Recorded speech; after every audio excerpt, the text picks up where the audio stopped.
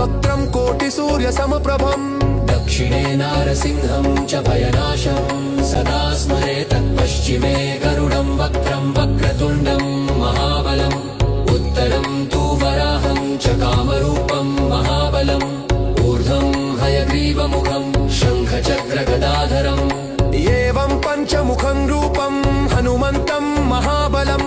योऽसरेत् प्रातरुत्थाय सर्वशत्रुभयं हरेत् नाशयेत् दुःस्वप्नं शुभं दुष्टग्रहसमुद्भवम्